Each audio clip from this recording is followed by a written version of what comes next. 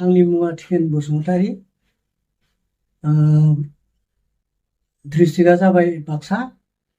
गामिया आंनि भांग्रिकुसि Dimapur. Post office दिहिरा, थाना मुसलपुर। मैया 17 थारिखआव आंनि हिनजावा सासे हौवाजों खारदों। आंनि हिनजावनि मुङा जाहैबाय रजना बसुमतारी। दा नोंथांमोना सोरबाफोर नुबाय बायोबा हमना दोननानै बेयाव कन्टेक्ट नाम्बार होखानाय दं आंनि, बेयाव खबर हरबा मोजां जागौमोन।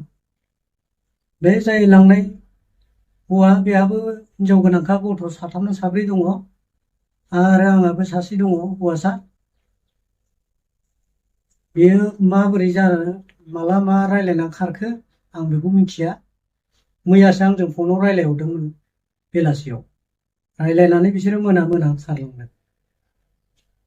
बेखौनो नोंथांमोननि सेराव आं रिकुवेस्ट खालामनाय जाबाय। आंनि मुङा थिकेन बसुमतारी। डिस्ट्रिक्टआ जाबाय बाक्सा।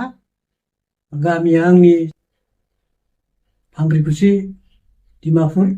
पस्ट अफिस दिहिरा, थाना मुसलपुर। मैया 17 थारिखआव आंनि हिनजावा सासे हौवाजों खारदों। आंनि हिनजावनि मुङा जाहैबाय रजना बसुमतारी।